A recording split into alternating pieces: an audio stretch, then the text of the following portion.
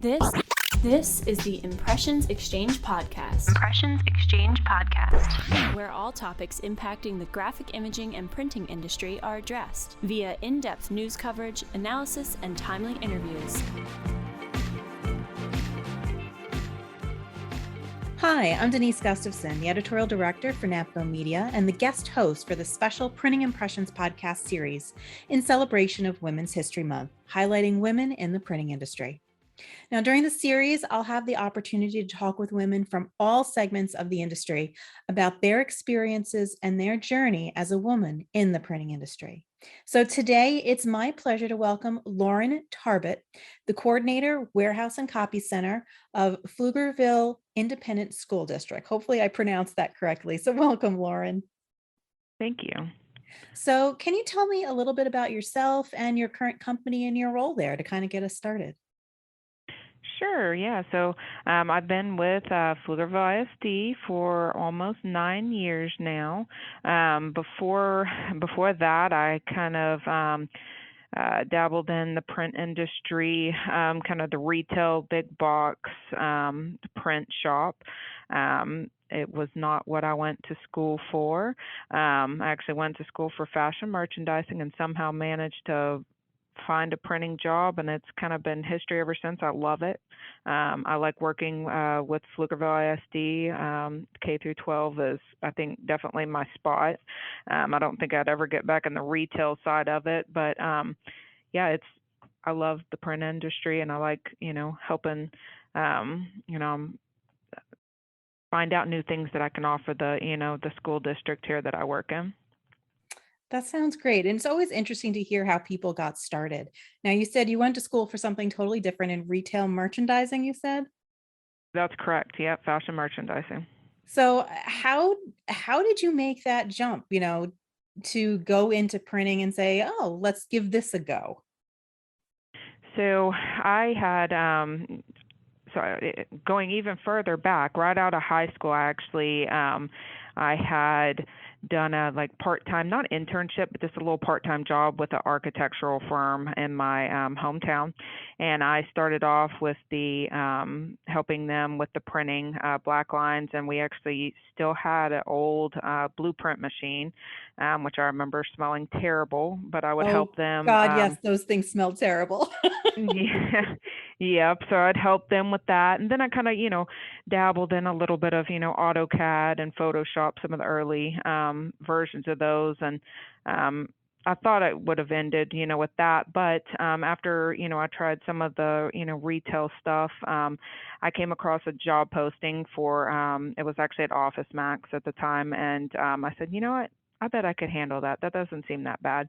And that's kind of where I started off. I was a specialist position there. And so, I started, I learned a lot about Photoshop and, business card size, I mean, just all the real basics of printing, I learned there. And then from there, I came across a position with Pflugerville ISD, and it just, blossomed from there. And it's, we've, even as a district, we've grown tremendously since I've been here and what we offer.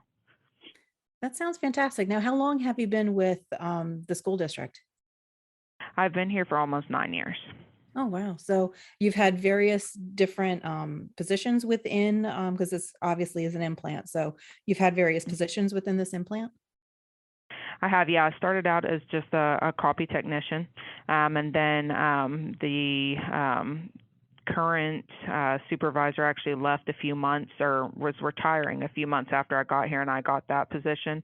And then actually just recently, within the last couple weeks, I just now took over as a coordinator for the copy center and warehouse for the district. So that certainly keeps you busy. I know you've mentioned that you guys have been really busy as of late. Mm-hmm. Yep, it's just the whole, especially recently, the COVID stuff. It's just everything is, there's so much extra stuff we didn't use to print or supply. Now there's all these extra things. It certainly keeps you busy. It certainly makes for interesting work, to say the least. Mm-hmm. So now, who can you say helped you the most to get where you are today? Is there a particular person that really has helped you along the way? Yeah, definitely. So when I first got here, there was a lady, that was my direct boss, and she influenced just about everything I did here. And I'm in the position she was when she left, which is Hmm. the coordinator. And she really opened up my eyes to, what all we could do, what we could offer to the district. Well, you should present yourself this way. And she was just a real good role model. She told me, you shouldn't do it like this. Do it like this. And Hmm. she definitely, I think paved the way for me, and I think I learned a lot from her, and now I'm kind of trying to pass that on to some of the other female staff that I have back here that I'm hoping to move to newly created lead type positions as well. So she definitely played a big part in where I am today.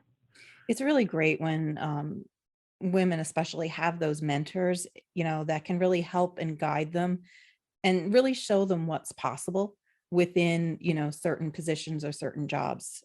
So I think that's really, really important. Oh, definitely. Yeah, I agree. Now, looking back on the time that you've been working there, have you ever felt the need that you've had to like choose between your career and your family? And do you think that's still something that women are faced with today? And, one of those choices that they have to make?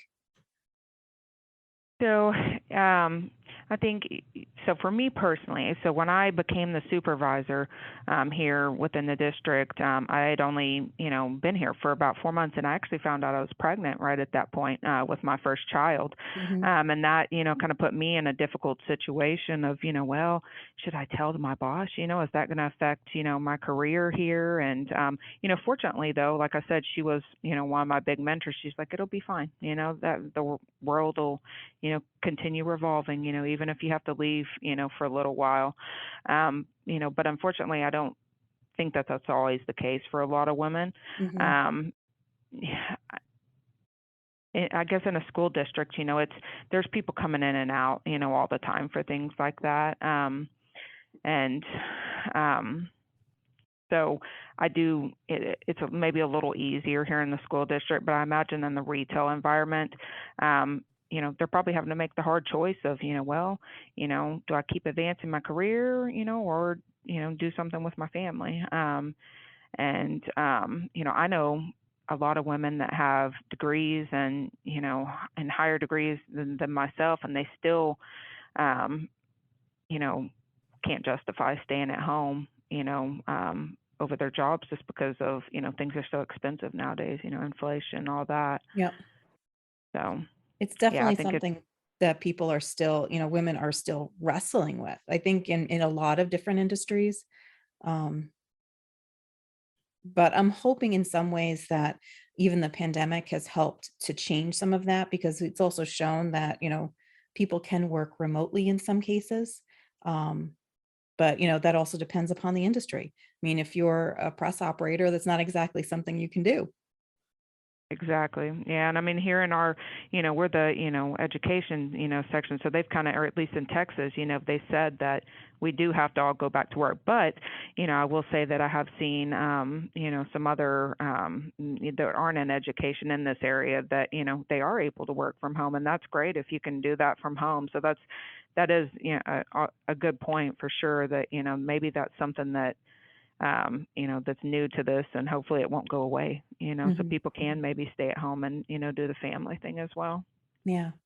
Now, a lot of times women can be stereotyped, that working mom, they have mom hours, or in some other cases, women can be, that are more assertive. They can be thought of in really, really poor terms. How do you approach some of those stereotypes? I know for you, you have, you have children. So, I mean, you are technically, I guess, a working mom. So, Hmm. how do you approach those kind of stereotypes? Yeah. Yeah, I will say, I never thought of myself, as a working mom, until one of my neighbors, whenever I moved to a new house, he's an elderly gentleman. He brought it up, Hmm. and he was talking about, well, back in my day, women, stayed at home and did all that, and I was like, huh. and obviously you think about that kind of stuff and that's how it was, but he actually mentioned it and said, well, how is your husband staying at home and you're out, working? Because my husband works from home and all he sees is, Yep. working mom. But I think the stereotype, I think it's slowly becoming a thing of the past. I think it's, I think as the generations, get younger and younger, I don't know that that's going to be, because my mom was a working mom, and she was, what, a Generation X or something like that. And she, I think everyone was a lot more accepting. I think it's only going to get better as time goes on. And I don't think that, working mom is going to be a bad thing at some point. And I think it's already getting better. Almost all the women I know that I'm around are all working moms, and they're able to balance their family life, really well. So I don't think it's a bad thing like it used to be considered. Mm-hmm. And I think people are more cognizant also of that work-life balance too, that sometimes, family is going to take priority over a job in Sure. some instances. Yeah, definitely. Now, do you think, you are now in a position of leadership. So do you feel it's important to have women in leadership roles within the printing industry? Oh yes, yeah, I definitely do. It's I would say I've been around or been introduced to a lot of other print shops, mainly educational print shops in the Texas area. And, I'll say that the majority of the shops I went to, the managers or leaders were usually male and most of the workers were male.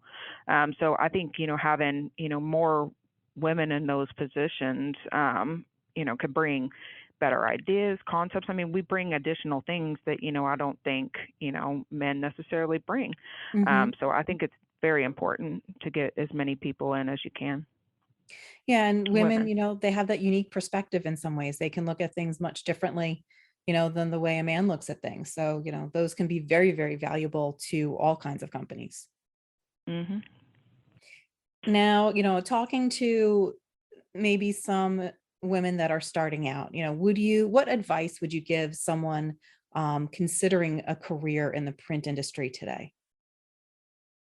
Um, I would say, or I would, I'd give any, if a young woman was considering a career in, the print industry, I'd say, the possibilities are endless, and the set her goals high, because, I think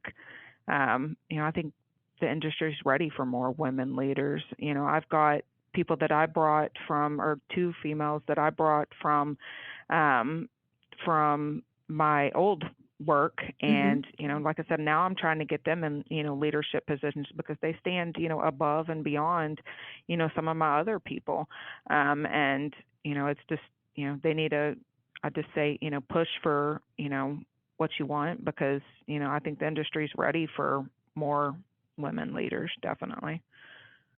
I know I certainly would love to see more women in those leadership roles, because I think a lot of business, it would be fantastic, really, to see Mhm. that. All right, Lauren, thank you so much for your time today. I do appreciate you spending a little time chatting about your experience and your journey in the print industry. So thank you again for joining. Yeah, thank you so much. Thank you for joining us today for this episode of our special podcast series in celebration of Women's History Month. Be sure to check out the rest of the interviews and stories we'll be highlighting throughout the month of March.